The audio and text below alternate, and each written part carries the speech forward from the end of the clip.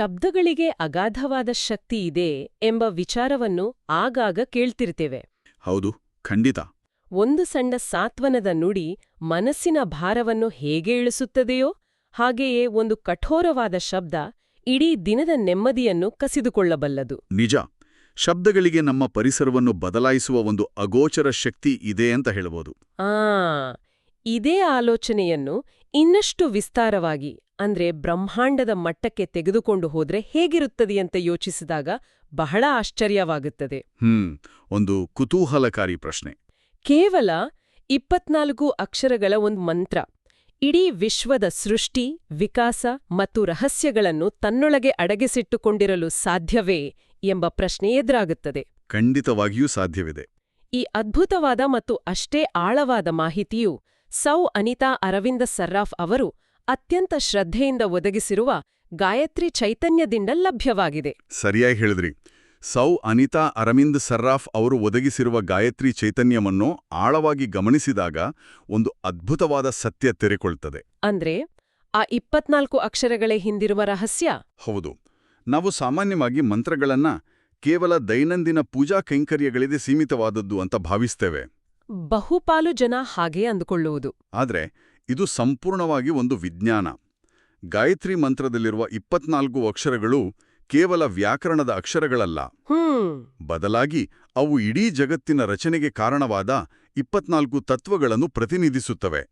ಇದು ಭೌತಶಾಸ್ತ್ರ, ಮನಃಶಾಸ್ತ್ರ ಮತ್ತು ದರ್ಶನಶಾಸ್ತ್ರಗಳ ಒಂದು ಅದ್ಭುತವಾದ ಸಮ್ಮಿಲನವಾಗಿದೆ. ಆ ತತ್ವಗಳು ಎಂಬ ಪದವೇ ಬಹಳ ಕುತೂಹಲ ಮೂಡಿಸುತ್ತದೆ. ನಿಜ. ಗಾಯತ್ರಿ ಚೈತನ್ಯದಲ್ಲಿ ಉಲ್ಲೇಖಿಸಿರುವಂತೆ ಪ್ರತಿಯೊಂದು ಅಕ್ಷರವು ಒಂದೊಂದು ನಿರ್ದಿಷ್ಟ ತತ್ವದ ಸಂಕೇತವಾಗಿದೆ. ಆದ್ರೆ ಭಾಷೆಯ ಒಂದು ಅಕ್ಷರ ಅಥವಾ ಶಬ್ದ ಭೌತಿಕವಾದ ಒಂದು ತತ್ವವಾಗಿ ಬದಲಾಗಲು ಹೇಗೆ ಸಾಧ್ಯ? ಇಲ್ಲಿ ನಾವು ಅರ್ಥ ಮಾಡ್ಕೋಬೇಕಾದ ಅತ್ಯಂತ ಪ್ರಮುಖವಾದ ವಿಚಾರವೆಂದ್ರೆ ಕಂಪನ ಅಥವಾ ವೈಬ್ರೇಷನ್. ಅಂದ್ರೆ ಧ್ವನಿಯ ತರಂಗಗಳ. ನಿಖರವಾಗಿ. ಆಧುನಿಕ ವಿಜ್ಞಾನವೂ ಕೂಡ ಇದನ್ನೇ ಹೇಳುತ್ತದೆ. ಇಡೀ ಬ್ರಹ್ಮಾಂಡವು ಪ್ರಾಥಮಿಕವಾಗಿ ಕಂಪನೆಗಳಿಂದಲೇ ಮಾಡಲ್ಪಟ್ಟಿದೆ. ಹೌದು. ಗಾಯತ್ರಿ ಮಂತ್ರದ ಈ 24 ಅಕ್ಷರಗಳು ಬ್ರಹ್ಮಾಂಡದ 24 ಪ್ರಧಾನ ಶಕ್ತಿಗಳ ಅತ್ಯಂತ ನಿಖರವಾದ ಧ್ವನಿರೂಪಗಳಾಗಿವೆ. ಒಂದು ನಿರ್ದಿಷ್ಟ ಆವರ್ತನ ಅಂತ ಹೇಳ್ಬೋದಾ? ಖಂಡಿತ. ಆ 24 ತತ್ವಗಳು ಒಂದು ನಿರ್ದಿಷ್ಟವಾದ ಲಯದಲ್ಲಿ ಸ್ಪಂದಿಸಿದಾಗ ಅದರಿಂದ ಒಂದು ವಿಶಿಷ್ಟವಾದ ಸೂಕ್ಷ್ಮ ಆಧ್ಯಾತ್ಮಿಕ ಶಕ್ತಿ ಆವಿರ್ಭಾವವಾಗುತ್ತದೆ. ಆ ಅದ್ಭುತವಾದ ಸಮಗ್ರವಾದ ಚೈತನ್ಯವನ್ನೇ ಗಾಯತ್ರಿ ಎಂದು ಕರೆಯಲಾಗುತ್ತದೆ. ಅಂದ್ರೆ ಇದು ಕೇವಲ ಬಾಯಲ್ಲಿ ಉಚ್ಚರಿಸುವ ಶಬ್ದವಲ್ಲ, ಸೃಷ್ಟಿಯ ಪ್ರಧಾನ ಆವರ್ತನಗಳ ಅಥವಾ ಫ್ರೀಕ್ವೆನ್ಸಿಗರ ಸಂಯೋಜನೆಯಾಗಿದೆ. ಇದೊಂದು ಅದ್ಭುತವಾದ ಕಲ್ಪನೆ.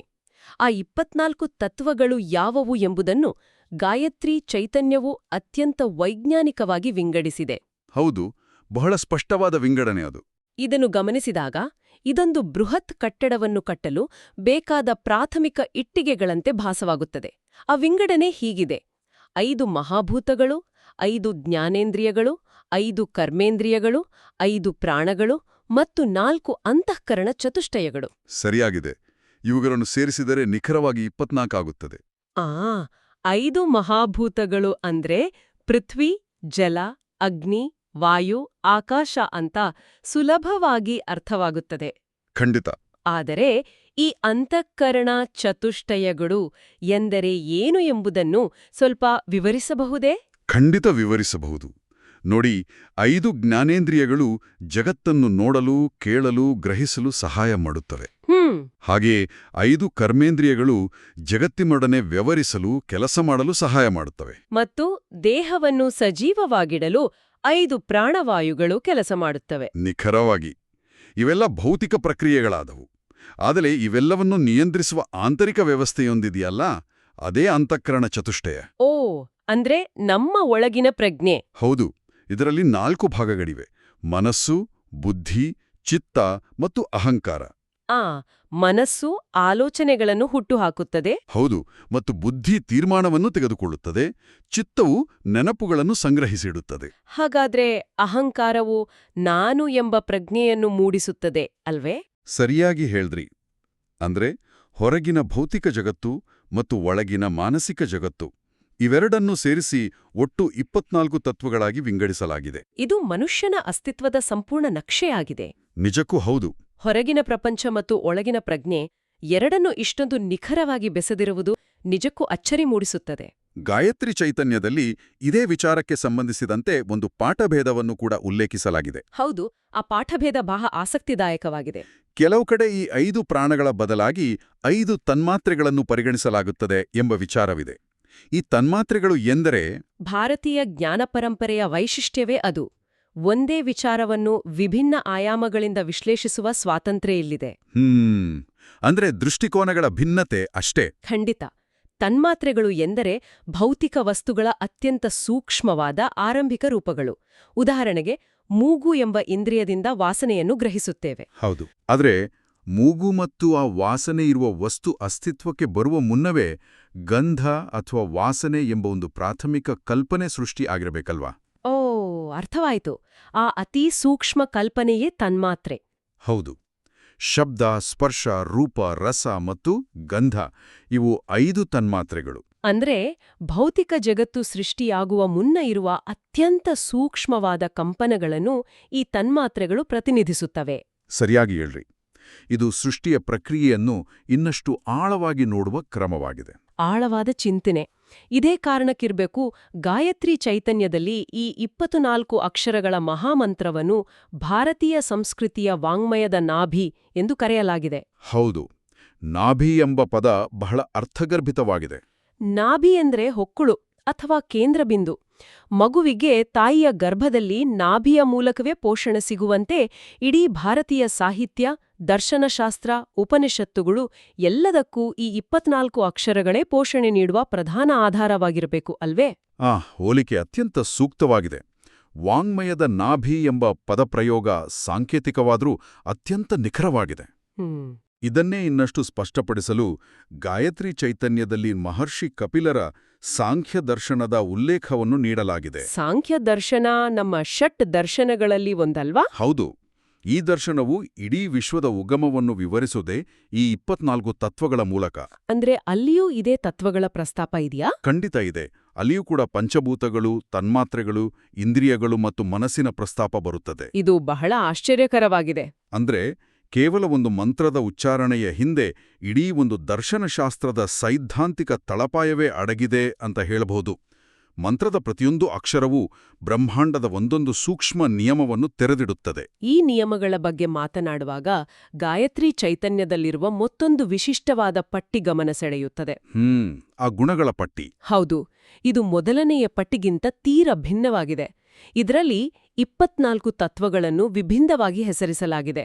ಶಬ್ದ, ಸ್ಪರ್ಶ, ರೂಪಗಳ ಜೊತೆಗೆ ಸಂಖ್ಯೆ, ಪರಿಮಾಣ, ಪೃಥಕತ್ವ, ಗುರುತ್ವ, ದ್ರವತ್ವದಂತಹ ಭೌತಿಕ ಗುಣಗಳಿವೆ. ಖಂಡಿತ. ಇದರ ಜೊತೆಯಲ್ಲೇ ಬುದ್ಧಿ, ಸುಖ, ದುಃಖ, ಇಚ್ಛೆ, ದ್ವೇಷ, ಪ್ರಯತ್ನಗಳಂಥ ಭಾವನೆಗಳಿವೆ. ಹೌದು. ಮತ್ತು ಕೊನೆಯಲ್ಲಿ ನೈತಿಕ ಅಂಶಗಳೂ ಬರುತ್ತವೆ. ಅದೇ ಧರ್ಮ, ಅಧರ್ಮ, ಸಂಸ್ಕಾರಗಳಂತಹ ನೈತಿಕ ಅಂಶಗಳು. ಭೌತಿಕ ಗುರುತ್ವಾಕರ್ಷಣೆ ಅಥವಾ ಗ್ರಾವಿಟಿ ಮತ್ತು ಮನುಷ್ಯನ ದ್ವೇಷ ಅಥವಾ ಇಚ್ಛೆ ಇವೆರಡನ್ನೂ ಒಂದೇ ಪಟ್ಟಿಯಲ್ಲಿ 24ನೇ ಸಂಖ್ಯೆಯ ಚೌಕಟ್ಟಿಗೆ ತಂದಿರುವುದು ಬಹಳ ವಿಚಿತ್ರ ಎನಿಸುವುದಿಲ್ಲವೇ? ವಿಚಿತ್ರ ಎನಿಸಿದರೂ ಇದು ಪ್ರಾಚೀನ ಭಾರತೀಯ ಜ್ಞಾನಿಗಳ ಅತಿದೊಡ್ಡ ಸಾಧನೆ ಅಂತ ಹೇಳಬಹುದು. ಇಂದಿನ ಜಗತ್ತಿನಲ್ಲಿ ನಾವು ಭೌತಶಾಸ್ತ್ರವನ್ನು ಬೇರೆಯಾಗಿ ಓದುತ್ತೇವೆ, ಮನಃಶಾಸ್ತ್ರವನ್ನು ಬೇರೆಯಾಗಿ ನೋಡುತ್ತೇವೆ ಮತ್ತು ನೈತಿಕತೆಯನ್ನು ತತ್ವಶಾಸ್ತ್ರದ ಅಡಿಯಲ್ಲಿ ಕಲಿಯುತ್ತೇವೆ.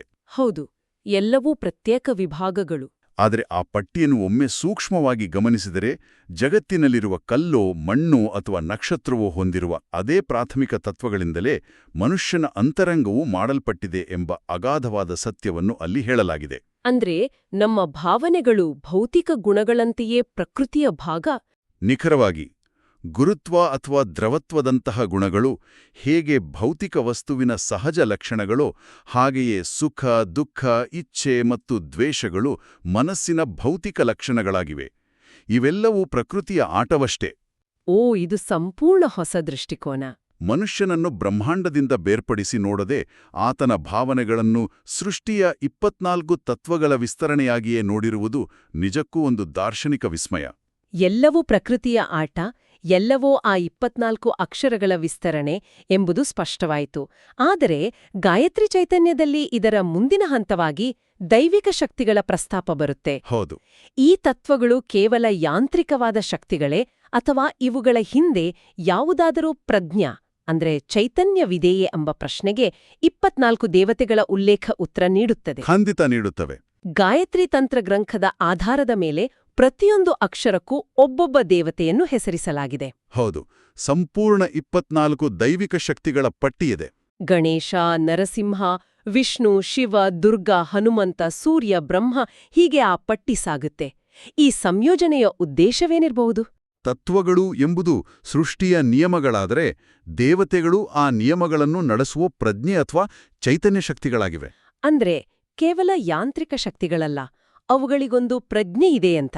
ನಿಖರವಾಗಿಯೂ ಪ್ರತಿಯೊಂದು ಅಕ್ಷರವನ್ನು ಉಚ್ಚರಿಸಿದಾಗಲೂ ಬ್ರಹ್ಮಾಂಡದ ಆ ನಿರ್ದಿಷ್ಟ ಭಾಗದಲ್ಲಿರುವ ದೈವಿಕ ಶಕ್ತಿಯೊಂದನ್ನು ನಾವು ಆವಾಹನೆ ಮಾಡಿದಂತೆ ಆಗುತ್ತದೆ. ಉದಾಹರಣೆಗೆ, ಅಗ್ನಿಯು ಪರಿವರ್ತನೆಯ ಸಂಕೇತವಾದರೆ ಸೂರ್ಯನು ಜ್ಞಾನ ಮತ್ತು ಬೆಳಕಿನ ಸಂಕೇತ. ಹೌದು, ಈ ಪ್ರತಿಯೊಂದು ಅಕ್ಷರವೂ ಆಯಾ ದೈವಿಕ ಕಂಪನೆಗಳಿಗೆ ನಮ್ಮನ್ನು ಬೆಸೆಯುವ ಸೇತುವೆಯಾರಿ ಕೆಲಸ ಮಾಡುತ್ತದೆ. ಆದರೆ ಇಲ್ಲಿ ಗಮನಿಸಬೇಕಾದ ಮತ್ತೊಂದು ಮುಖ್ಯ ಅಂಶವೆಂದರೆ ಗಾಯತ್ರಿ ಚೈತನ್ಯದಲ್ಲಿಯೇ ನೀಡಿರುವ ದೇವತೆಗಳ ಮತ್ತೊಂದು ಪಾಠಾಂತರ. ಹೌದು, ಆ ಪಾಠಾಂತರದ ಬಗ್ಗೆಯೂ ನಾನು ಓದಿದೆ. ಆ 2ನೇ ಪಟ್ಟಿಯಲ್ಲಿ ಅಗ್ನಿ, ಪ್ರಜಾಪತಿ, ಸೋಮ, ಈಶಾನ, ಮಿತ್ರ, ವರುಣ, ವಾಯು ಮುಂತಾದ ದೇವತೆಗಳ ಹೆಸರು ಇದೆ. ನಿಜ. ಒಂದೇ ಮಂತ್ರಕ್ಕೆ 2 ಭಿನ್ನವಾದ ದೇವತೆಗಳ ಪಟ್ಟಿಗಳು ಹೇಗೆ ಸಾಧ್ಯ? ಇದು ಗೊಂದಲವನ್ನು ಸೃಷ್ಟಿಸುವುದಿಲ್ವೇ? ಖಂಡಿತವಾಗಿಯೂ ಇದು ಗೊಂದಲವಲ್ಲ. ಬದಲಾಗಿ ಇದು ಭಾರತೀಯ ಚಿಂತನಾಕ್ರಮದ ವಿಶಾಲತೆಗೆ ಸಾಕ್ಷಿಯಾಗಿದೆ. ಅದು ಹೇಗೆ ಅಂತ ಸ್ವಲ್ಪ ವಿವರಿಸಬಹುದೇ? ಬೇರೆ ಬೇರೆ ಋಷಿ ಪರಂಪರೆಗಳು, ಬೇರೆ ಬೇರೆ ಸಾಧಕರು ತಮ್ಮ ಆಧ್ಯಾತ್ಮಿಕ ಅನುಭೂತಿಯ ಹಾದಿಯಲ್ಲಿ ಆ ಮಂತ್ರದ ಶಕ್ತಿಯನ್ನು ವಿಭಿನ್ನ ದೈವಿಕ ಸ್ವರೂಪಗಳಲ್ಲಿ ಗ್ರಹಿಸಿದ್ದಾರೆ. ಅಂದ್ರೆ ಶಕ್ತಿ ಒಂದೇ, ಆದ್ರೆ ನೋಡುವ ದೃಷ್ಟಿಕೋನ ಬೇರೆ. ಹೌದು. ಆಕಾಶವನ್ನು ಯಾರು ಯಾವ ಕಡೆಯಿಂದ ನೋಡಿದ್ರೂ ಅದು ಆಕಾಶವೇ ಆಗಿರುವಂತೆ ಈ ಅಕ್ಷರಗಳಲ್ಲಿರುವ ಅಗಾಧವಾದ ಶಕ್ತಿಯನ್ನು ವೇದಗಳ ಕಾಲದ ಋಷಿಗಳು ಅಗ್ನಿ, ಸೋಮ, ಮಿತ್ರ, ವರುಣನ ರೂಪದಲ್ಲಿ ಕಂಡ್ರೆ, ಪುರಾಣಗಳ ಕಾಲದ ಸಾಧಕರು ಅದನ್ನು ಗಣೇಶ, ವಿಷ್ಣು, ದುರ್ಗೆಯ ರೂಪದಲ್ಲಿ ಕಂಡ್ರು.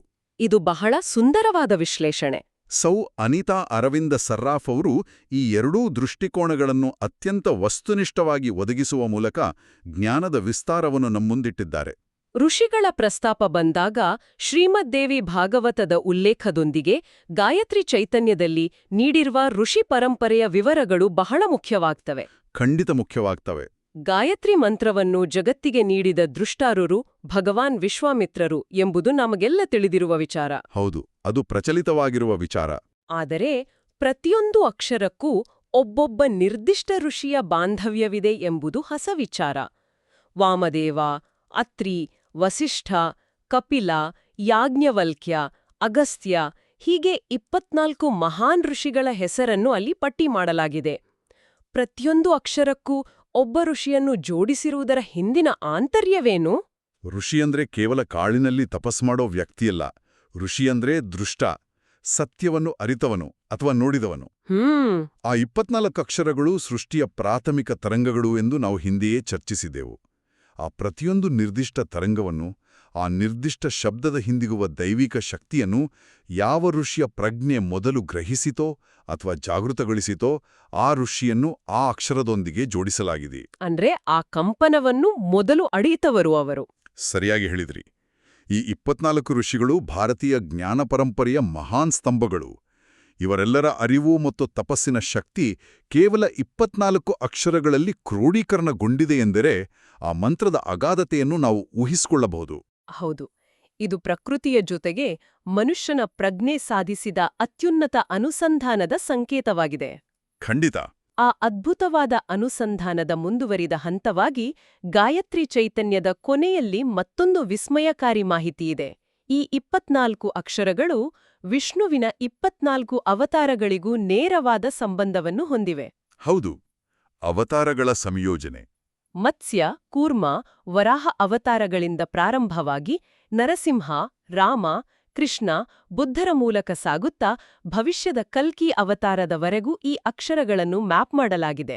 ಕಲ್ಕಿ ಅಂದ್ರೆ ನಿಷ್ಕಲಂಕ ಪ್ರಭಾವತಾರ. ಹೌದು, ನಿಷ್ಕಲಂಕ ಪ್ರಭಾವತಾರ. ಇದು ಕೇವಲ ಭಕ್ತಿಗಾಗಿ ಮಾಡಿದ ಜೋಡಣೆಯೋ ಅಥವಾ ಇದರಲ್ಲೂ ಏನಾದ್ರೂ ವಿಕಾಸದ ರಹಸ್ಯ ಅಡಗಿದೆಯೋ? ಇದು ಖಂಡಿತವಾಗಿಯೂ ಕೇವಲ ಕಾಕತಾಳೀಯವಲ್ಲ. ಹಾಗೆಯೇ ಕೇವಲ ಭಕ್ತಿಯ ಕುರುಹೂ ಅಲ್ಲ. ಮತ್ತೇನು ಅಂತ ಹೇಳ್ಬೋದು? ಭಾರತೀಯ ಆಧ್ಯಾತ್ಮಿಕ ದರ್ಶನದಲ್ಲಿ ಅವತಾರಗಳ ಪರಿಕಲ್ಪನೆ ಕೇವಲ ಧಾರ್ಮಿಕ ನಂಬಿಕೆಯಲ್ಲ. ಅದು ಜೀವ ವಿಕಾಸದ ಅತ್ಯಂತ ವೈಜ್ಞಾನಿಕವಾದ ನಕ್ಷೆ. ವಿಕಾಸದ ನಕ್ಷೆ. ಹೌದು. ನೀರಿನಲ್ಲಿ ಹುಟ್ಟಿದ ಜೀವ ಅಂದ್ರೆ ಮತ್ಸ್ಯ, ಆಮೇಲೆ ಉಭಯವಾಸಿ ಅಂದ್ರೆ ಕೂರ್ಮ, ನಂತರ ಭೂಮಿಯ ಮೇಲಿನ ಮೃಗ ಅಂದ್ರೆ ವರಾಹ. ಖಂಡಿತ. ಆಮೇಲೆ ಮೃಗ ಮತ್ತು ಮನುಷ್ಯನ ಸಮ್ಮಿಶ್ರಣವಾದ ನರಸಿಂಹ. ನಂತರ ಕುಳ್ಳಗಿನ ಮನುಷ್ಯ ವಾಮನ. ಸರಿಯಾಗಿ ಹೇಳಿದ್ರಿ.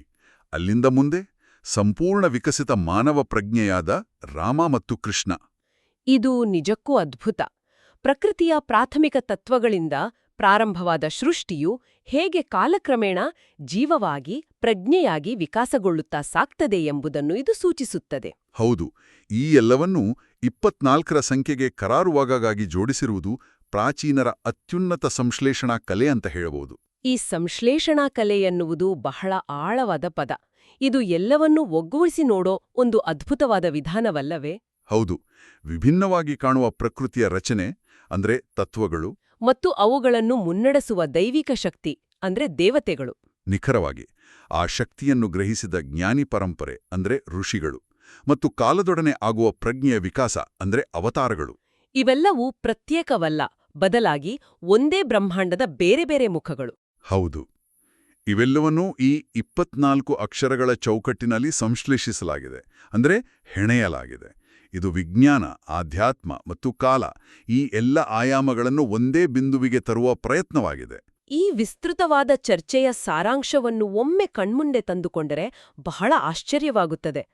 ಸೌ ಅನಿತಾ ಅರವಿಂದ್ ಸರ್ರಾಫ್ ಅವರು ನೀಡಿರುವ ಗಾಯತ್ರಿ ಚೈತನ್ಯದ ಮೂಲಕ ನಮಗೆ ಸ್ಪಷ್ಟವಾಗಿರುವುದೇನೆಂದರೆ, ಕೇವಲ 24 ಅಕ್ಷರಗಳ ಒಂದು ಸಾಲಿನಲ್ಲಿ ಇಡೀ ಬ್ರಹ್ಮಾಂಡದ ಭೌತಶಾಸ್ತ್ರವನ್ನು, ಮನುಷ್ಯನ ಮನಃಶಾಸ್ತ್ರವನ್ನು, ನೈತಿಕತೆಯ ತಳಹದಿಯನ್ನು, ದೈವಿಕ ಶಕ್ತಿಗಳನ್ನು ಹಾಗೂ ವಿಕಾಸದ ಹಂತಗಳನ್ನು ಹುದುಗಿಸಿಡಲಾಗಿದೆ. ನಿಜ. ಇದು ನಮ್ಮ ಪ್ರಾಚೀನ ಜ್ಞಾನದ ಅಗಾಧತೆ.